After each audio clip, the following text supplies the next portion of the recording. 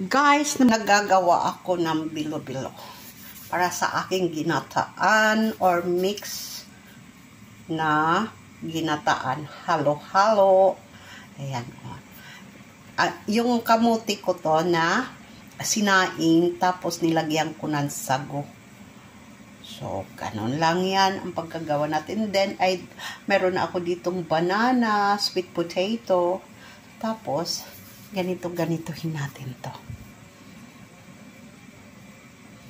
Naggagawa na rin ako ng mainit na tubig para sa aking gata. Kasi, pagka naggagata ako, kailangan mainit na tubig ang ginagamit ko. Tapos, ganito lang ang paggawa niyan, guys. Oh.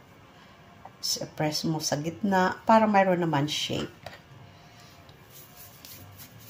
Tapos, naggawa din ako nito. Pang merienda namin ito, guys. O, simple na merienda, pero masarap. Nag-crave ako nito. Bahala na bukas. O, diba? Okay, guys. Ganon. Ganon lahat ang gawin natin. Do the same the rest of the mixture. Ganito na ito, guys. Oh. Hindi na natin paarte-artihan pa ang ating merienda. Ganun lang. I wash my hands properly. Don't you worry. Ganon. Pagka-round na, you have to press in the middle. Tapos, gano'n yun ulit natin.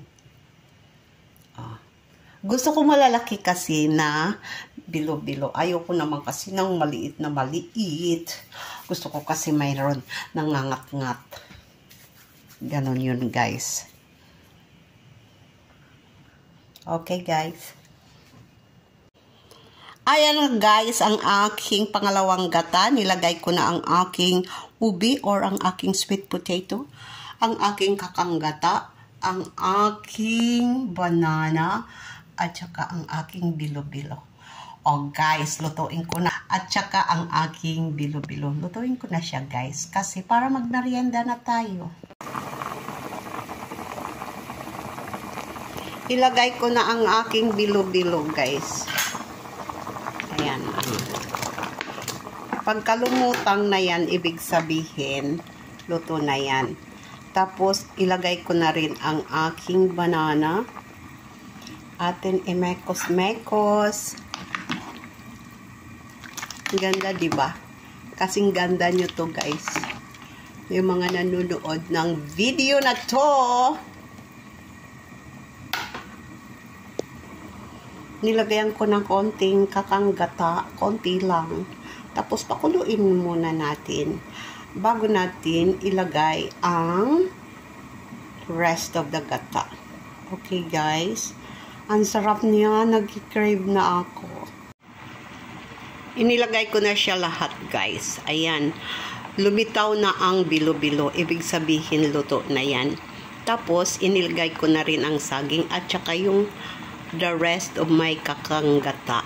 Luto na yan, guys. Pakuluan ng 3 minutes. Tapos, luto na yan. Kainan na. Meriendahan na. Bye! Thank you for watching.